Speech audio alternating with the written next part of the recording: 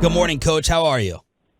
Good morning. I forgot to ask, are we still doing the say hello to Bobby gig? Or It's up to you. No, Coach. We like to keep Bobby not mentioned as often as possible, as I'm sure you've learned out there at the Star. Oh, okay. Well, all right. Well, just keep me informed. Good morning, everyone. And then Jerry kicked us right in the nuts too on Tuesday after Coach on Friday. So it has turned into a big thing. So thank you for starting that, Coach Mike McCarthy. Coach, yesterday we all, as a fan base, local media rooting for the team, got the gut punch. Your reaction to the Trevon Diggs injury?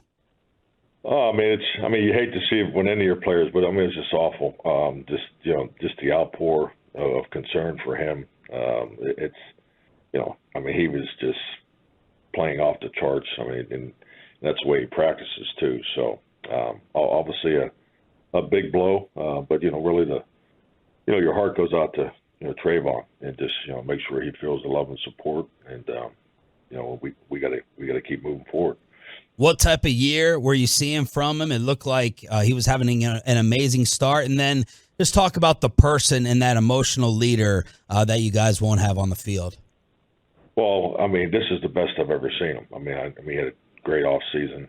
His training camp was, the confidence that he was playing with. His ball skills are just off the charts. I've never seen anybody like him. And actually, the injury occurred with him competing for a ball down in the red zone in a one-on-one. So he's always all over the ball. But yeah, on a personal note, just to, you could see him, starting to grow. This is, things were really lined up for him to be one of our leaders. Obviously with the new contract and everything, but you could see him growing in every way, possible. So. Yes, this is a challenge that he'll attack because that's just the way he's wired, and But most importantly, I just want to make sure he feels the support because we obviously are going to miss him as a player, but he's a big part of our team and our culture and everything we got going here. Coach, how does the mood of practice change after this? Like, is this something? You guys have been around injuries long enough. Is this something right away, or you have an idea of right away?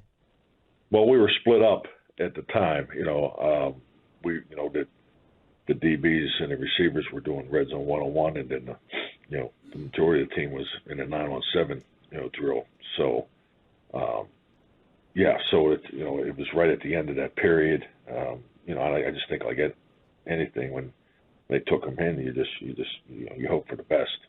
But yeah, it definitely affects the mood of practice. That's only natural. Yeah, absolutely. It affected me, so I know it was on everybody else's mind. Coach, Steven said yesterday in an interview with San Antonio that it would be Deron Bland going to the outside as a response, Jordan Lewis stepping up to play the nickel.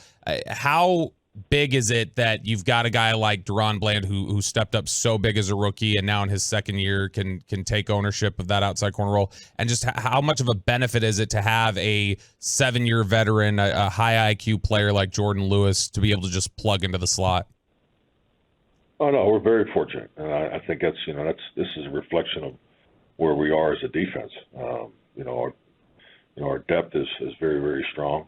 This is a great opportunity for both men, and I clearly anticipate that they'll step up and we'll keep moving forward as a defense. But yes, I think this is a great reflection of where we are on defense.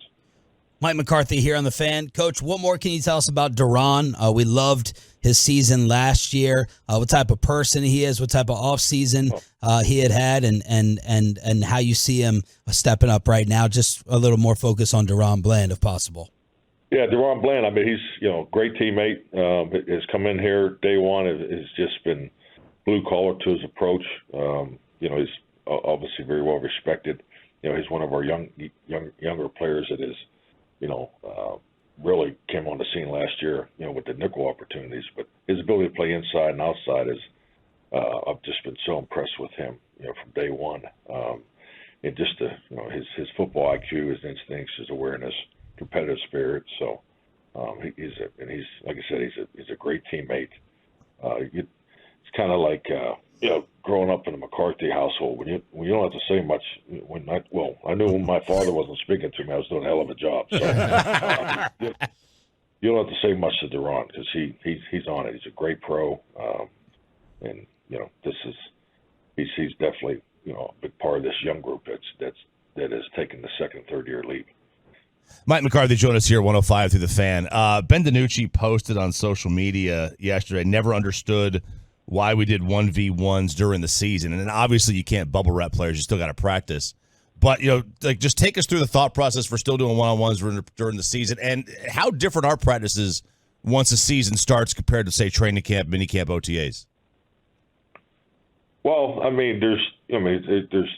there's skill development that always goes on, especially with the limited time of training camp. So, one-on-one drill is something that, the defensive backs and the receivers need. It's, everything you do in the passing game is based on time clock. And so those reps are necessary. That's, not doing red zone one-on-one is, I don't see that drill as a drill of high risk. It was, watching the video, it was just one of those unfortunate things that happen when two guys compete for the ball, and that could happen in any drill. Coach, what did you see from Arizona to allow them to get that big lead against the Giants in preparation for Sunday with some of the film work you guys have done? Well, I'll tell you what, it's a veteran, scrappy football team. They're system specific. You can see what they're trying to do, but I like the way they play. It's a total contrast schematically, as far as their defense from the defense we just played. So, but they play it the right way. But this is a team that's they had opportunities to win their first two games. So we look at this is going to be a physical, scrappy contest come Sunday. Micah and everyone else has been talking about not your offensive coordinator work, but your motivational work. Saying that you go deep into the bag to get the guys really focused right before these games. Does that ratchet up in a game in which everyone's going to expect you guys to win, the dreaded quote-unquote letdown game? Well, I think just like anything, there's always a vibe, a pulse of your football team, and that's why you utilize the whole work week, because emotion is a big part of being successful in this game. And, we're well aware of, who we are, but the biggest thing is, our focus is it's September football. We have a segment in our Thursday team meeting, just, talking about the trends that we see amongst the league. And, as far as the trend this past week was, there's a number of, punch out, balls, that the defenders and the coverage teams and special teams are just doing a tremendous job. The tackling's not quite where it needs to be. Our team's off to a good start there, but you just watch those trends, and those are things that you just got to always constantly work on the fundamentals. So that we're really focused on ourselves. Coach, looking at Josh Dobbs, I know you saw him at the end of last year. What kind of problems do running quarterbacks give to a team, give to a defense, and how big is he in the running game? Well, it's the definition of a running quarterback. When they use him as a primary runner, as far as their schemes, and then you got to involve, potentially got to involve your safety more in the run defense. So, but when he's running, through the passing game, now it's really on your rush lane discipline. So, that's what you really got to be in tune with. So, his ability to run in the passing game has been very, very productive his whole career. I go back to his time in Pittsburgh. So, obviously we played against him last year in Tennessee. So it's just identifying on the opportunities of the quarterback to run and just being in tune with, obviously focusing on ourselves. Coach, and enjoying these first 2 weeks, it feels like this penalty issue that we've, talked about for a long time with you has kind of taken a turn or gone away. Have you felt that yourself? And what do you credit that to with you all playing some clean football? Well, I credit the players. It's, the demand is there, and I think the maturity in certain areas it has grown. And I think this is a normal, it's my personal experience. This is kind of a normal process that I've gone through. You're challenging your team to be, to have the competitive spirit, level and to establish a play style, physicality and finish. And, so with that aggressiveness, there requires higher discipline in that particular area. So, I mean, it's definitely a focus of ours. We have a penalty prevention it's a continuing education that we're always working on, but you just got to really credit the players for their focus in that area. Coach, one of the things that I've loved, and maybe probably a stupid observation, but in your offense, at least through the first couple games, it feels like you are not wasting any time, and you're like, let me get my guys who are the playmakers and explosive ability ball in space quickly. Let me get it to Pollard. Let me get it to Deuce. Let me get it to Turpin. Is that an accurate observation? And if so, can you just take us through the philosophy behind that of just getting that ball quickly to your playmakers in space? Well, I mean, the goal is number one to get them to playmakers. So I totally agree to you. But how is part of the chess match that you put together during the week, and whether it's quickly or down the field and all those things. So you got to have all those components of ball distribution in your offense. I think it's like anything in this league. If you do something very well, and that's all you do, I mean, these defenses will take it away from you. So, but yeah, that's last week I thought Dak was right on point, getting the ball distributed quickly and getting the ball in our guys' hands. And we're playing against a vision defense. This is a different scheme and style of defense. So this our challenges will be different this week. Head coach Mike McCarthy talking with us here on 105 Through the Fan. Coach, I know you talked after the game about some of the red zone efficiency wasn't where you wanted it to be in the Jets game.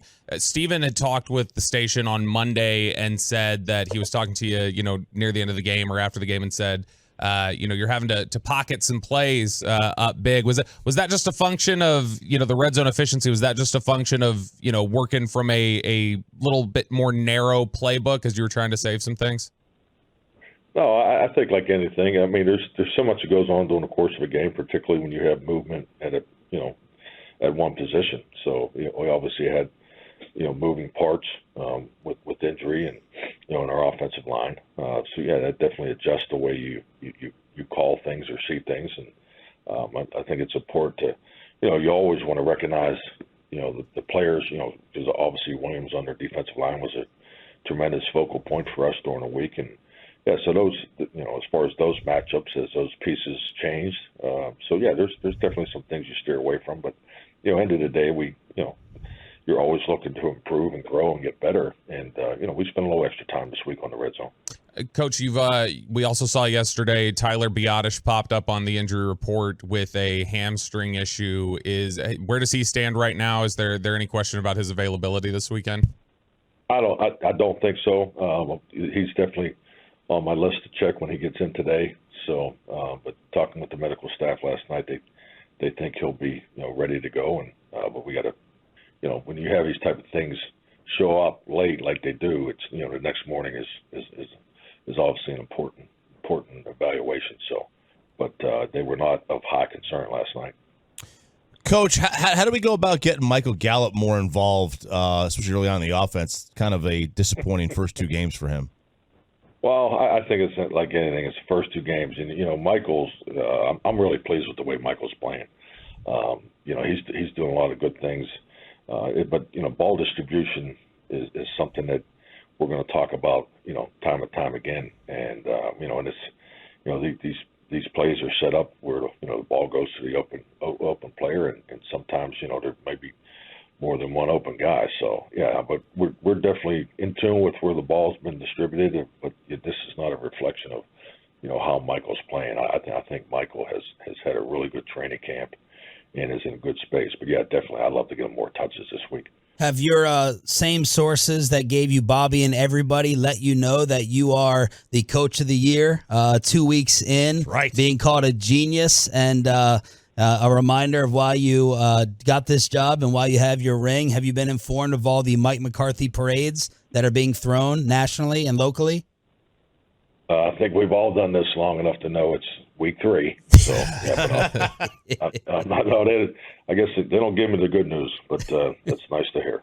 Coach, a lot of people are texting, wow, he sounds more upbeat than I thought. He started off joking with you guys. I thought it was going to be doom and gloom. Is that important like for your team to see when you walk in there today or after you deal and hear about the Diggs news that, oh, Coach, it's not end of the world with Coach. We're going to be good to go? Well, I think the most important thing that you learn competing in the NFL is consistency. It's so hard. I mean, I think that's probably the biggest challenge. They talk about having a level of success, and through my personal experience, I think going to the playoffs 8 years in a row is a lot more difficult than winning one Super Bowl. That's just my opinion. And Super Bowls are very difficult to win, and I think, being consistent, the consistency of, going through the adversity. This is our first big shot of adversity. We've had some injuries where guys miss games, but this is a real punch to the gut, Trevon's injury. So this is our first adversity moment, and you're gonna, I hope to God it's the only one, but this is part of the challenge. So it's important for us to continue forward and finish our preparation and go win this game. Last one. Did the mentalist freak you out? He was he's entertaining, number one, but he was we're still trying to figure a couple of these out, that's for sure.